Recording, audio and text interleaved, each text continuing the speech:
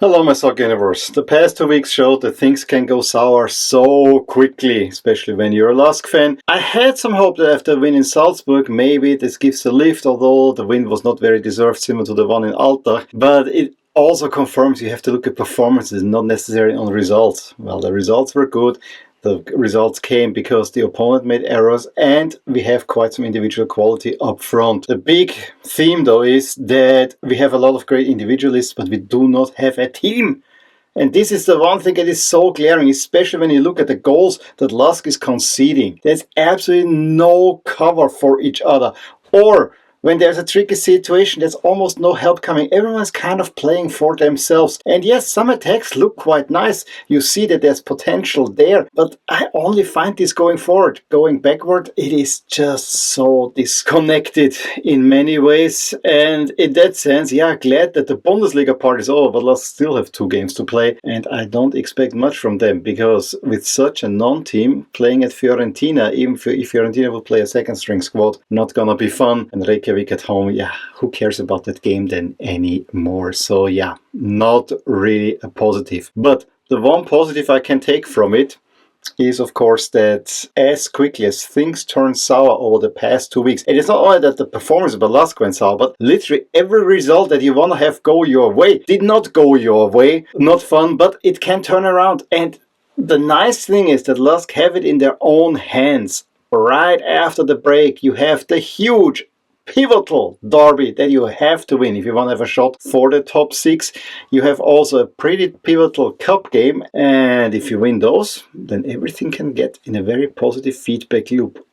I just don't quite believe in that, because it has all been too disjointed. It shows that the squad building was not that well over the past summer, and the quick flurry that we had in May seemed like this was just a flurry and not much more. Overall, the performances over the entire year for LASK, rather average, if not downright bad. I think in the spring, one has to look into the bottom 6 group and just hope that you win this one for once and not get some nasty results that give you even more trouble. On the flip side, for the Austrian Bundesliga, I said it last time, it's a really exciting league at the moment. We had an absolute top game. Yes, those are not 2 top teams at the moment. In fact, Rapid have been playing a really good season. It just went a little bit flat now. But, you know, Rapid, there's a lot of pressure, a lot of great players, similar to LASK.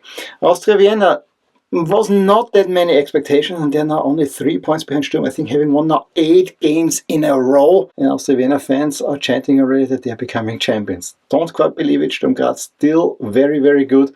However, we have to see how much Sturm can do in the winter, how many players will stay. So yeah, I would say let's recap everything, and we'll start with a makeup game in the midweek.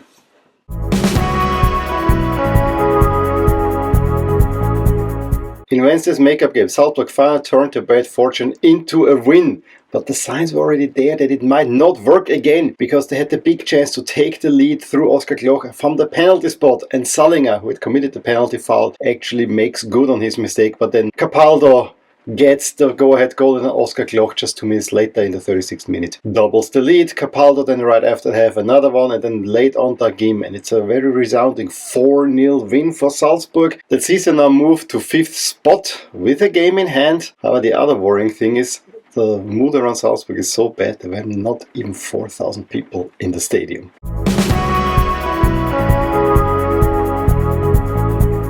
It was very much the marquee fixture of the round, and it lived up. Salzburg Rapid ends up in a 2-2 draw. A draw that leaves no one really happy, but a draw that was definitely a good commercial for the Austrian Bundesliga. And Salzburg were probably rude that they didn't win this one, because not only did they have twice the lead, they also missed a penalty in the process. And that was actually the first real action in a game that was wide open, many things happening. Oskar Kloch got a penalty, a hand penalty that I think was a pretty clear one, and he sees his penalty saved like he did on Wednesday. So we have an issue with his penalties there. However, like in that game, then just a few minutes later, Capaldo gives Salzburg the lead. Probably overall deserved lead, although Rapid did have the chances. However, Rapid hit back in the second half. A furious hour shot from far out. This gets a deflection as well, and it's 1-1 in the 48th minute. However, then Cvetkovic twice commits an error. First, he plays the ball into the Salzburg attackers, who then take a shot. It is parried, and then he wants to clear a shot into the feet of Nene, who reestablishes Salzburg's lead. But then Rapid are pushing again for the equalizer. Thought they had one, however there was a handball in the build-up, so the goal for Rau Yao did not count. But then it is Janssen who scored already a brace in their first meeting that gets the equalizer. Both sides pushing then for the winner. Salzburg maybe a little bit closer through Radkov, but in the end I think the draw was the right result. Again, not helping any of these two teams.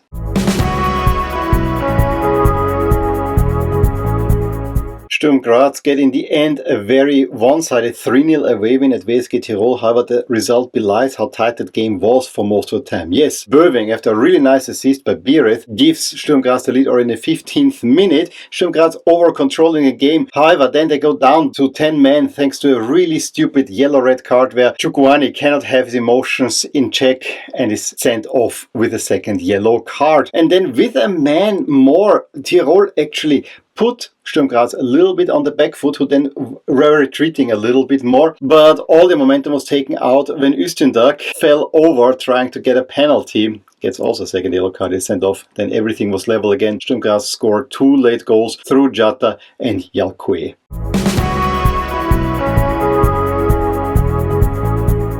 And in the last 2 weeks, LASK have played themselves into a crisis again, and it's so damning. Yes, the performances before it were also not that great, but at least you got some lucky wins. However, that loss in Banja Luka, then the loss against Austria Vienna, and now a loss in Wolfsberg. And again, it was overall probably the right result. In the first half was not much happening. The biggest thing probably was that already in the first minutes here, Ice had to come off with an injury. That doesn't start a game very well, and then Wolfsberg were maybe a little bit more dangerous. However, the biggest chance probably came to Flecker, who almost rounded the keeper in the first 5 minutes and probably could have scored the go-ahead goal. Wolfsberg probably will argue that they were a little bit closer to the opener in the first half. However, the opener came for LASK, who had more possession and actually a quite nice attack where a ball is played back towards Ljubicic, who was then not offside, plays it onto Flecker, who finds Entrup. 1-0 LASK. Just before the half, and just what the doctor ordered. And all you needed now is to see the attacks from Wolfsberg coming and kind of calmly play it out. Nothing like that. Because within 5 minutes of kickoff for the second half, LASK were down by 2-1. The first one came, it was an unlucky own goal. Yes, it was really badly defended. However, Talioverov had 2 players behind him. He needed to get to the ball. Doesn't really clear it nicely. It goes into his own net. But then Flecker wants to play too quickly forward, loses the ball, then Agiman finds Koizek, who had just come on, and DDQ Boy is known for his substitutions, scores the winner. LASK had more of the game, but rarely could break down. There were only half chances or, promising attacks that then fizzled out because you cannot find, I would even argue, the second to last pass. And so, yeah, the good thing is that the Bundesliga season is over, but it also means that it's literally all to play for at the start of the new year, where you have a cup quarterfinal against Salzburg, then you have the derby against Blau-Weiss Linz, and you also have to play Rapid at home. It's not a good position that you find yourself in.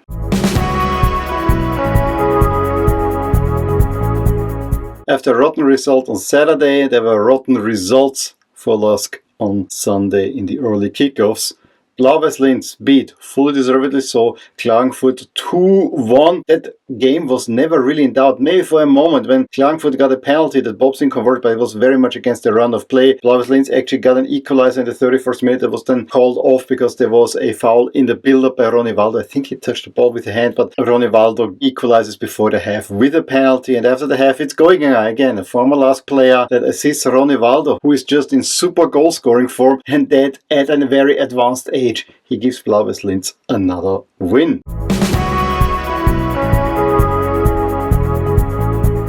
And in a Styrian derby, Hartberg get a big 3-0 away win at GRK. Mijic, Prokop from the penalty spot, and then Ajvia in the 84th minute bring that game home. There were 2 red cards, first one for Demir for Hartberg, and then very late on 2 yellow cards in very quick succession for Lang.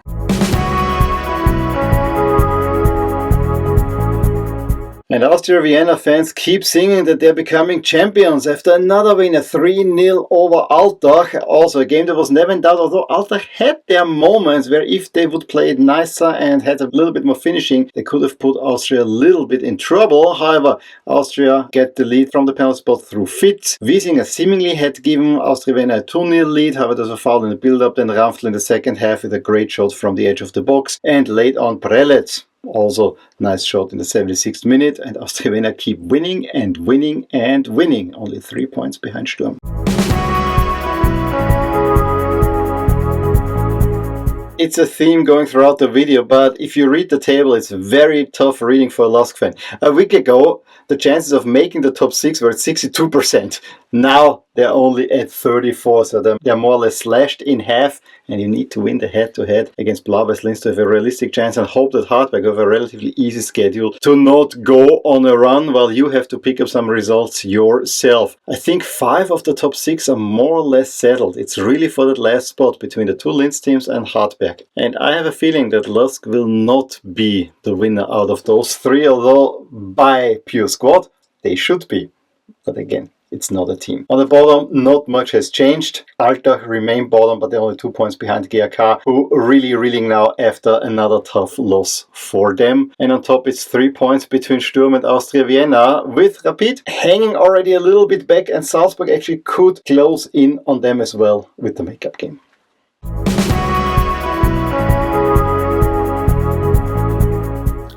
Speaking of which, this makeup game will happen on Saturday. It's the last game of the Austrian Bundesliga season between Salzburg and Klagenfurt, and the way things have been going over the past 2-3 weeks, this will be a clear win for Salzburg, so they will actually end the season a little bit on a high. They also have Champions League to play for as well.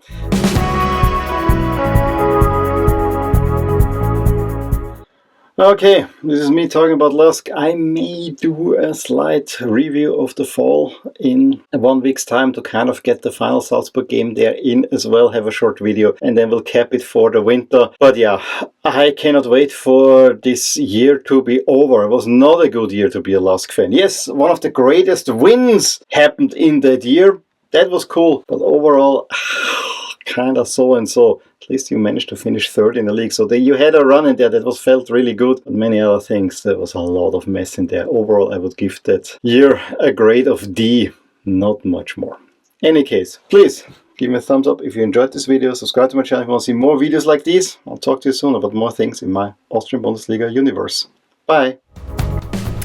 Hey there, I really hope you enjoyed this video, and if you did, here are some videos and playlists that you may enjoy too. Also, please consider subscribing to my channel and hit the little bell icon so you get notified whenever something happens in my soccer universe. And with that, have a wonderful day. Bye!